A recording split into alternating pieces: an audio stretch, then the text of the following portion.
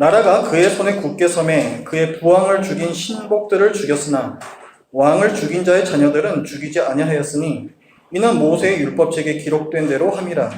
곧 여호와께서 명령하여 이르시기를 자녀로 말미암아 아버지를 죽이지 말 것이요 아버지로 말미암아 자녀를 죽이지 말 것이라. 오직 사람마다 자기의 죄로 말미암아 죽을 것이니라 하셨더라.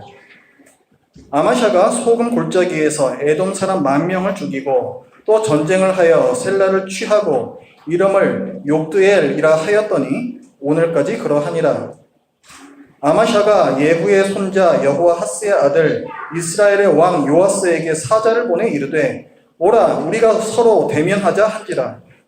이스라엘의 왕 요아스가 유다의 왕 아마샤에게 사람을 보내 이르되 레바논 가시나무가 레바논 백향목에게 전가를 보내어 이르기를 내 딸을 내 아들에게 주어 아내로 삼게 하라 하였더니 레바논 들짐승이 지나가다가 그 가시나무를 질발받느니라. 네가 에돔을 쳐서 파였으므로 마음이 교만하였으니 스스로 영광을 삼아 왕궁에나 내 집으로 돌아가라. 어찌하여 화를 자취하여 너와 유다가 함께 망하고자 하느냐 하나 아마샤가 듣지 아니하므로 이스라엘의 왕 요아스가 올라와서 그와 유다의 왕 아마샤가 유다의 베스메스에서 대면하였더니 유다가 이스라엘 앞에서 패하여 각기 장막으로 도망한지라. 이스라엘 왕 요아스가 베스메스에서 아하샤의 손자 요아스의 아들 유다 왕 아마샤를 사로잡고 예루살렘에 이르러 예루살렘 성벽을 에브라임 문에서부터 성 모퉁이 문까지 400규빗을 헐고 또 여호와의 성전과 왕궁 곳간에 있는 금, 은과 모든 기명을 탈취하고 또 사람을 볼모로 잡고서 사마리아로 돌아갔더라. 아멘.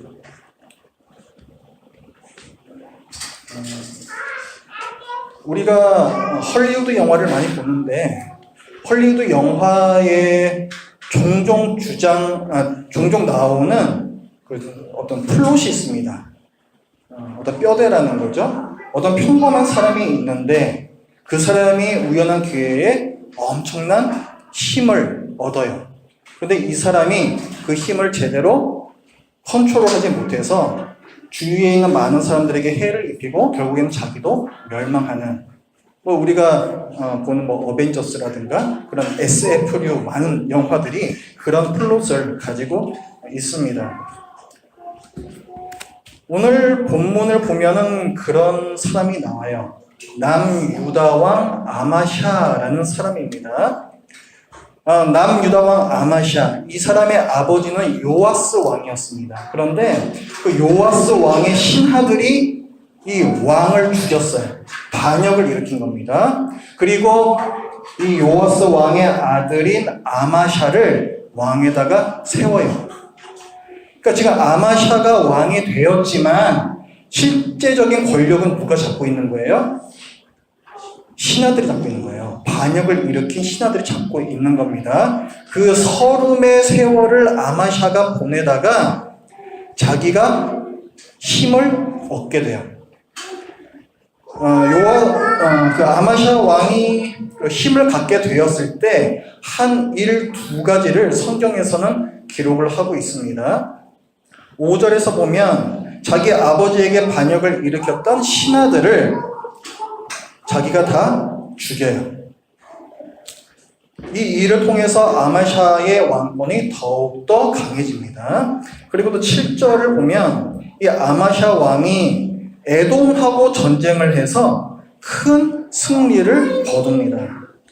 성경에서요, 어떤 왕의 왕권이 강해진다 혹은 전쟁을 해서 이긴다 라는 것은 하나님께서 그 왕에게 복을 주셨다라는 것을 뜻해요. 대부분의 경우가 그렇습니다. 그러니까 지금 아마샤 왕이 하나님께 복을 받은 것인데 왜 하나님께서 이런 복을 주셨는가? 언약 때문에 그래요. 하나님과 이스라엘 사이에 언약을 맺었습니다. 너희가 나에게 순종하면 복을 받을 것이고 너희가 불순종하면 저주를 받을 것이다. 이런 언약을 맺었기 때문에 그렇습니다. 그렇다면 지금 아마샤 왕 시대에 왕권이 강화되고 전쟁에서 승리하는 복이 떨어졌다는 것은 아마샤 왕이 뭔가를 잘 했다는 뜻이죠. 뭔가 하나님께 순종했다는 뜻이죠. 과연 어떤 순종이 있었는가 한번 보겠습니다.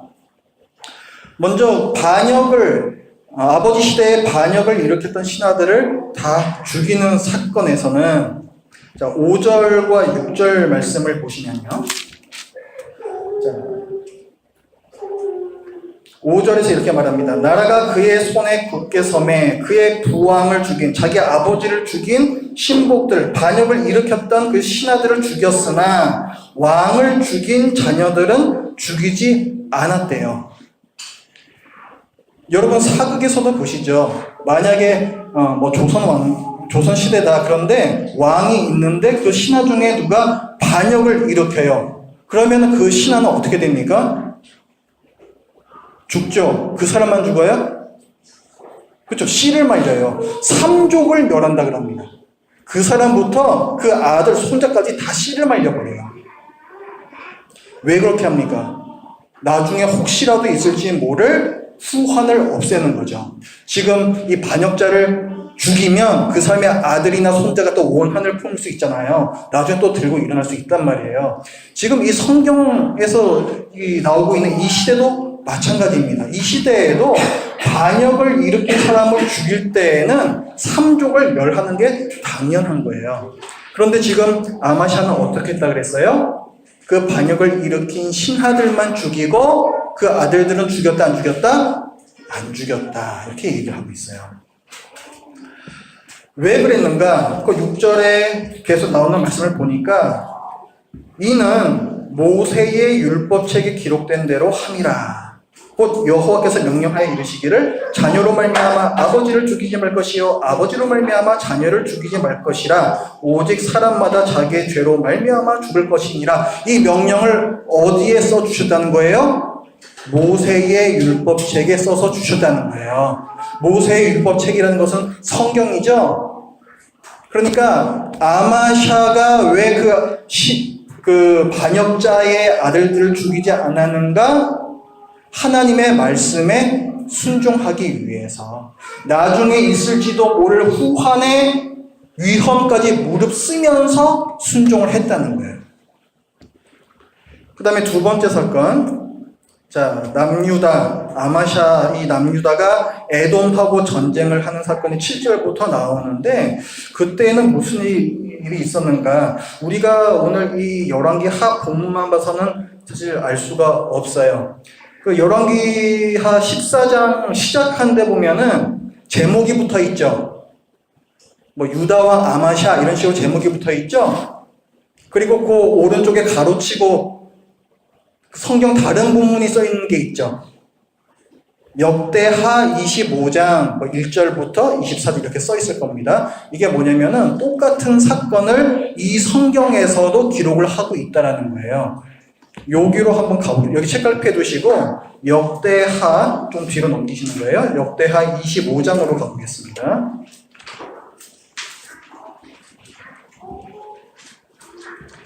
역대하 25장에는 남유다가 에돔과 전쟁하는 그 기록이 나와 있습니다. 근데 이 남유다가 어떻게 전쟁을 하냐면 자기 혼자 힘으로 에돔을 이길 수 없을 것 같아요. 그러니까 북이스라엘하고 연합을 합니다.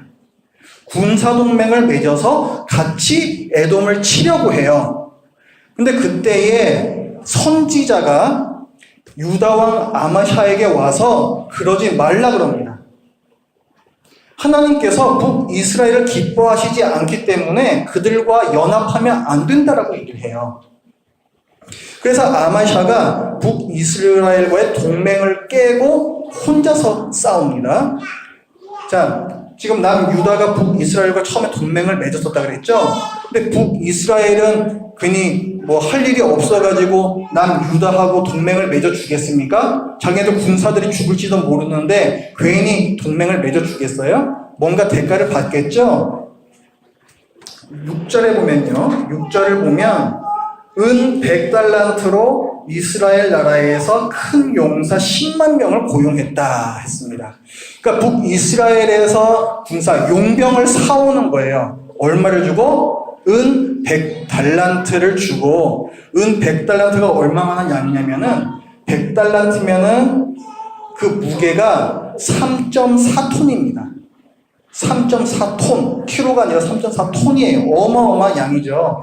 제가 이걸 요즘 그 시세로 바꿔봤더니 약 220억 원이 나와요.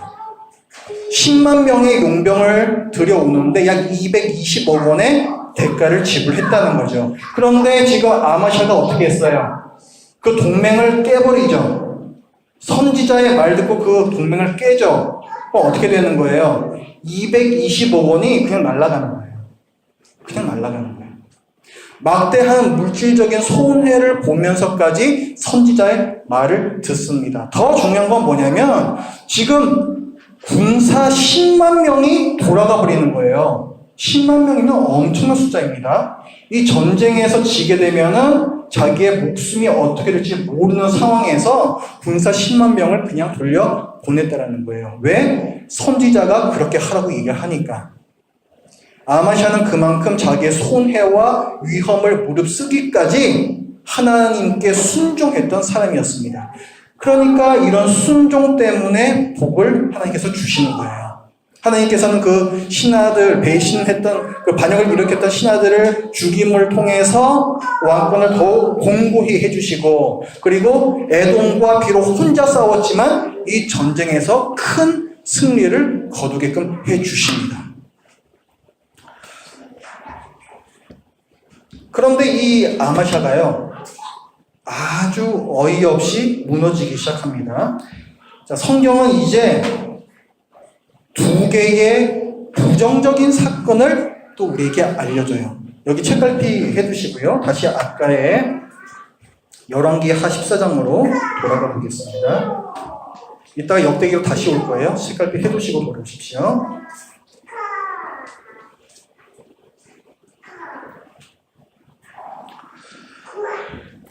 자, 8절부터의 말씀을 보니까요. 지금 아마샤가 에돔과의 전쟁에서 이겼잖아요. 그 다음에 아마샤가 무슨 일을 하는지 한번 보십시오. 8절 같이 읽어봅니다. 시작. 아마샤가 예후의 손자 여호아하스의 아들 이스라엘의 왕 요아스에게 사자를 보내 이르되 오라 우리가 서로 대면하자 한지라. 우리 한번 만나자. 돌려서 말한 건데 우리 한번 맞짱 뜨자 이런 거예요. 지금 남유다 왕 아마샤가 북이스라엘 왕에게 우리 한번 붙어보자, 싸워보자 이렇게 선전포고를 한 거예요. 아마샤가 에돔에게 이겼잖아요. 그러니까 그 승세를 몰아가지고 북이스라엘까지 치려고 했던 거예요. 근데 이 전쟁에서 남유다가 참패를 당합니다.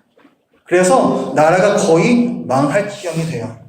자기는 사로잡히고 왕궁과 성전에 있던 보물들이 다 약탈당하고 성벽이 무너지고 거의 나라가 망해버리는 지경에까지 이르러요. 큰 패배를 당한 거죠.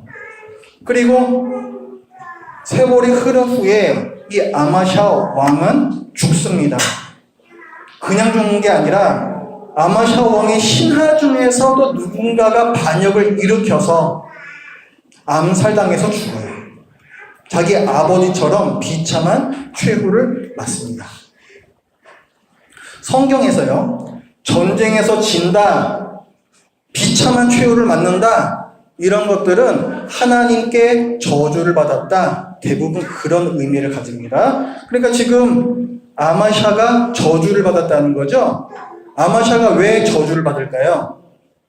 그것도 언약 때문에 그래요. 순종하면 복을 받고 불순종하면 저주를 받을 것이다 라는 언약 때문에 그런 거예요. 그러니까 아마샤가 전쟁에서 지고 비참한 최후를 맞고 이런 하나님의 저주는 그럼 왜 내렸다는 거예요? 뭔가 아마샤가 불순종한 일이 있기 때문이라는 거죠.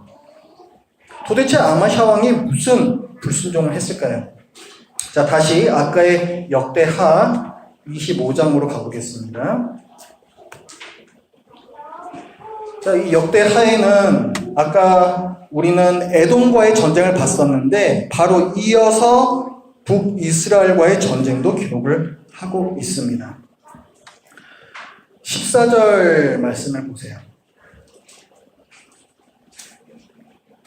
그 위에까지는 에돔과 싸워서 이긴 일이 기록이 되어 있고 14절을 보십시오. 아마샤가 에돔 사람들을 죽이고 돌아올 때에 세일 자손의 신들을 가져와서, 세일 자손이라는 것은 에돔 자손을 가리켜요.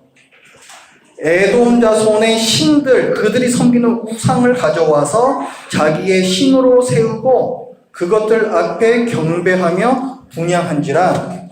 아마샤가 에돔 사람들이 섬기는 우상을 섬기기 시작했대요. 언제 그랬대요?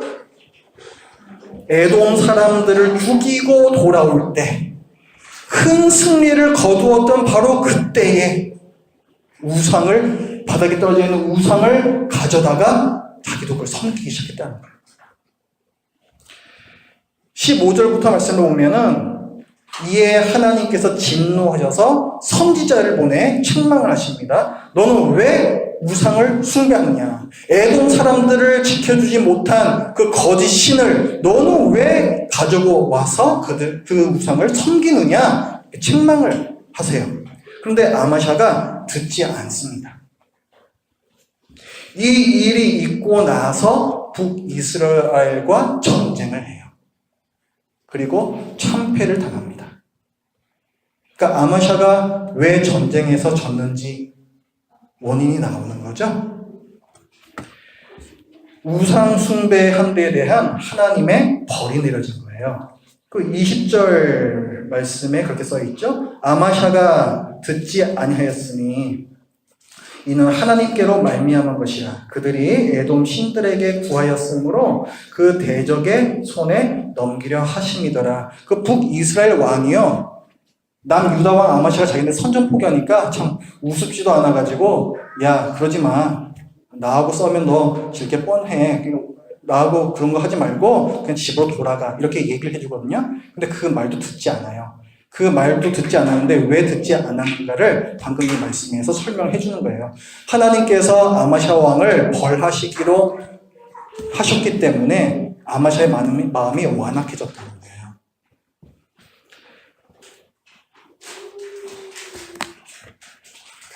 그리고 아마샤가 나중에 어떻게 죽었다 그랬습니까? 신하들이 반역을 일으켜서 암살당해서 죽는다 그랬죠? 거기에 대한 또 원인도 있겠죠. 27절 말씀을 보세요. 27절 말씀 같이 읽어봅니다. 시작. 아마샤가 돌아서서 여호와를 버린 후로부터 예루살렘에서 무리가 그를 반역하였으므로 그가 라기스로 도망하였더니 반역한 무리가 사람을 라기스로 따라보내어 그를 거기서 죽이게 하고, 자, 아마샤를 죽였대요. 반역을 일으킨 사람들이 아마샤를 죽였대요. 그런데 왜 죽였느냐? 그 27절의 첫 부분에 나와 있죠. 아마샤가 돌아서서 여호와를 버린 후로부터, 이렇게 나오죠. 아마샤가 하나님으로부터 돌아섰기 때문에 그의 신하들도 아마샤에게서 돌아섰다는 거예요. 반역을 일으켰다는 거예요. 그러니까 지금 아마샤가 겪은 이 어려운 일 두 가지의 원인이 지금 다 어디에 있는 거예요? 아마샤가 하나님께 불순종하고 우상을 숭배했기 때문이다. 성경은 그렇게 밝히고 있습니다. 저는요, 이 본문을 읽으면서 너무 이상했어요. 아니, 자기의 왕자리와 자기의 목숨을 위협할 수 있는 반역자의 아들들까지 살려줬었잖아요. 근데 그 아마샤가, 그렇게 하나님께 신실했던 아마샤가 어떻게 이렇게 쉽게 우상을 섬길 수가 있는가? 220억 원이라는 엄청난 물질의 손해를 감수하면서까지, 그리고 또 전쟁에서 질 수도 있다라는 위험 부담을 안기까지 하나님의 말씀에 순종했던 아마샤가 어떻게 이렇게 쉽게 무너질 수가 있느냐?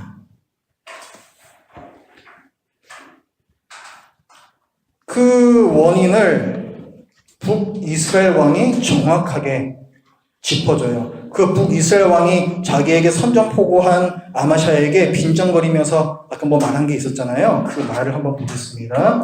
오늘 본문 열왕기하 14장으로 다시 오셔서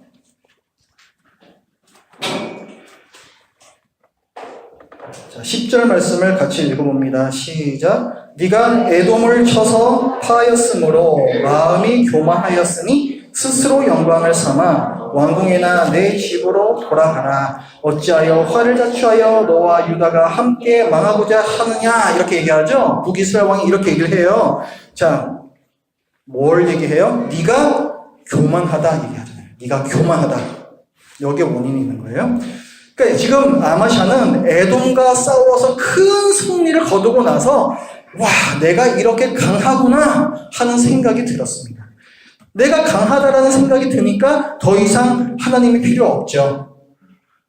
북이스라엘과 싸워도 되는지 하나님께 묻지 않습니다. 또 하나님의 도우심을 구하지도 않으면서 전쟁을 시작을 해요. 교만이 이렇게 무섭습니다. 더 이상 하나님을 필요로 하지 않는 교만은 한순간에 사람에게로 들어와요. 순식간에 사람을 변질시킵니다. 늘 하나님과 함께 에덴 동산을 거닐면서 하나님과 큰 복락을 누렸던 아담과 하와가요, 한순간에 교만한 자들로 넘어가 버립니다. 그토록 신실했던 아마샤에게도 교만이 한순간에 훅 들어와 버린 거예요. 참 아이러니하게도 이 교만은 종종 하나님께서 특별한 은혜를 주시는 바로 그 현장에서 들어옵니다. 에돔 전쟁에서의 승리는 하나님께서 아마샤에게 은혜를 베푸시는 자리였죠. 그런데 바로 그 승전터에서 우상 숭배가 시작이 돼요. 성공의 현장에서 교만이 시작되기 쉽습니다. 만약에 직장이 없어서 경제적으로 힘들어하는 누군가가 있다라고 칩시다. 집 밖에 나가면 다 돈이잖아요. 그러니까 집 밖에 나가지 않으면서 또 시간은 많아요. 그러니까 늘 성경 보면서 기도하면서 또 예배도 잘 드리는 그런 사람이 있다라고 생각을 해봅시다. 그런데 이 사람이 직장이 생겼어요. 그럼 어떻게 돼요? 이제는 돈이 있고 시간이 없어지죠? 그럼 어떻게 돼요? 예전에 그렇게 성경 읽고 기도하던 생활이 무너지기 시작합니다. 그리고 직장에서 스트레스를 받잖아요? 그러니까 그 스트레스를 푼다고 주말에 놀러 다니기 시작해요. 경건이 무너지고 예배가 무너지는 그런 일이 생겼다라고 우리가 한번 생각을 한번 해보겠습니다. 그 사람에게는 왜 이런 일이 일어난 걸까요? 교만 때문에 그런 거예요. 이제는 내가 하나님 없어도 먹고 살만하다라는 교만이 생겼기 때문에 그런 겁니다. 예전처럼 하나님이 절실하지 않아요. 하나님을 찾지 않는 거죠. 우리는 다름 아닌 성공의 현장, 승리의 현장에서 교만해지기 쉽습니다. 그렇다면 차라리 우리는 이 세상의 성공을 구하지 않는 편이 좋을까? 부와 명예와 권력이 우리를 교만하게 하니까 아예 우리는 그것을 구하지 말아야 하는 건가? 그것도 생각해 볼 수 있겠죠. 세상의 부와 명예와 권력이 본질적으로 악한 것입니까?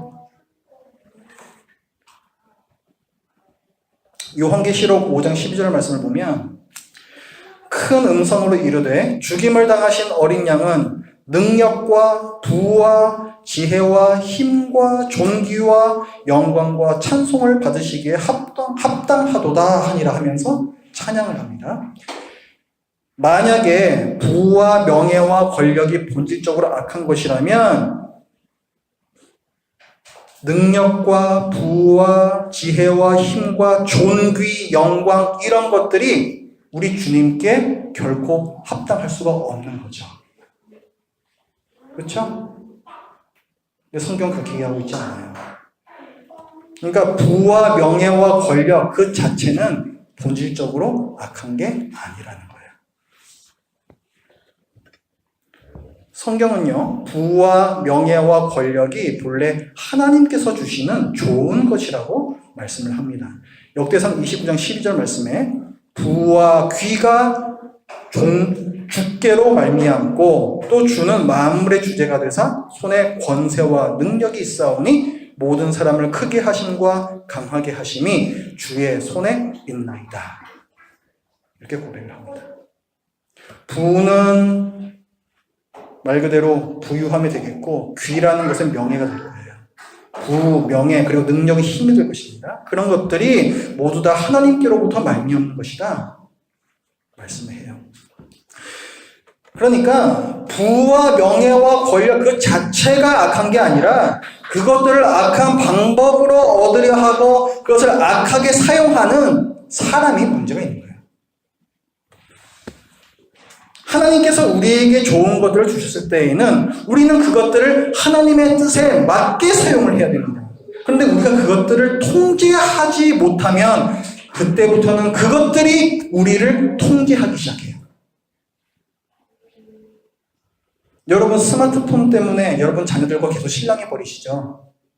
스마트폰 얼마나 유용한 것입니까? 저도 스마트폰 굉장히 많이 써요. 메일도 확인하죠. 그걸로 영화도 보죠. 이걸로 책도 봐요. 또 심지어는 설교까지도 씁니다. 굉장히 유용하게 쓸 수 있는 물건이 바로 이 스마트폰이라는 거예요. 그런데 우리가 스마트폰을 사용함에 있어서 절제하지 못하게 되면 어떻게 돼요? 그때부터는 스마트폰이 나를 통제하기 시작해요. 스마트폰 때문에 내가 다른 것을 하지를 못합니다. 아까 우리가 하나의 예를 들었잖아요. 직장이 없다가 직장이 생긴 사람의 예를 우리 봤잖아요.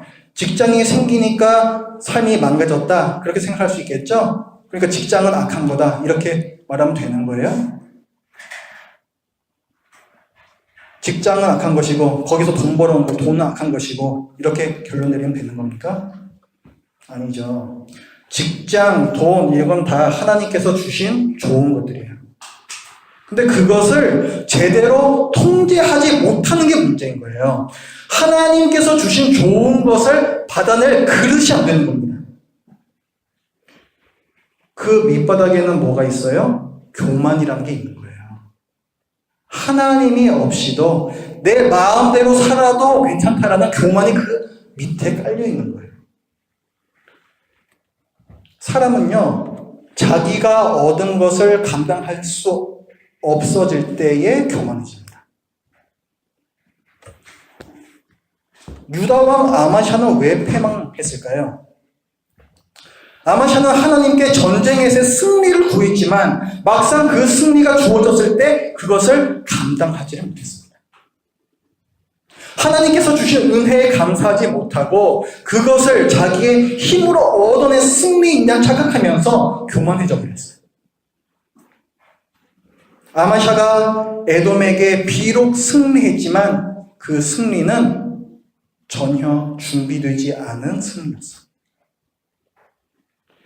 준비되지 않은 승리는 교만을 가져오고 교만은 패망을 가져옵니다.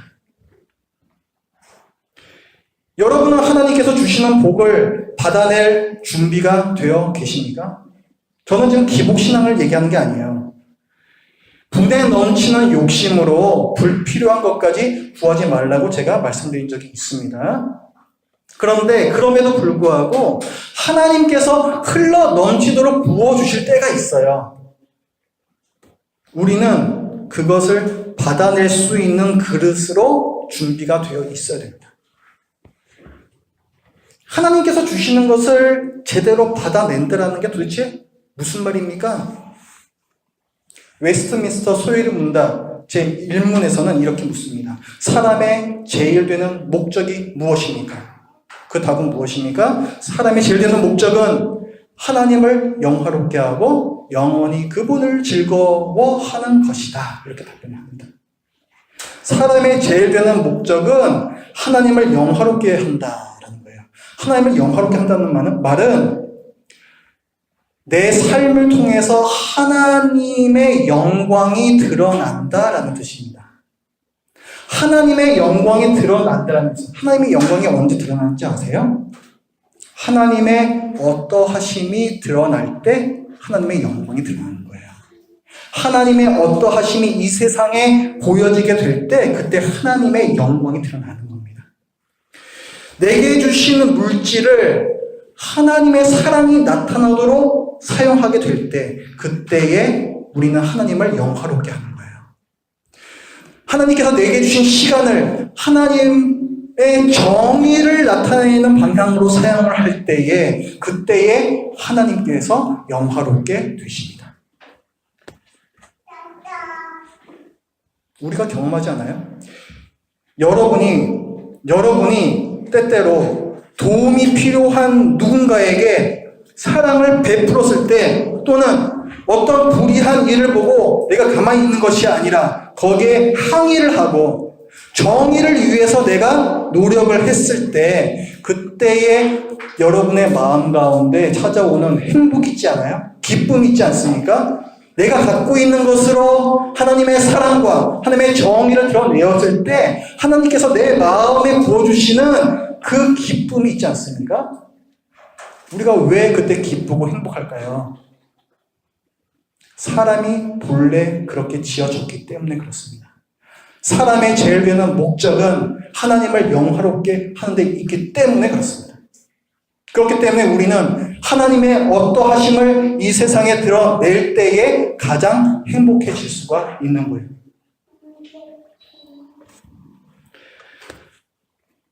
하나님께서 주시는 것을 제대로 우리가 받아낸다라는 것은 하나님께서 주시는 것을 하나님의 어떠하심이 나타나게끔 사용하는 것인데 하나님의 어떠하심이 나타나는 그곳이 다름 아닌 하나님의 나라입니다. 하나님의 통치가 드러나는 것. 하나님의 나라라는 거죠. 여러분들 마태복음 6장 33절 말씀 잘 아시죠? 너희는 먼저 그의 나라와 그의 의를 구하라. 그리하면 이 모든 것을 너희에게 더하시리라. 무슨 말씀이 되겠습니까?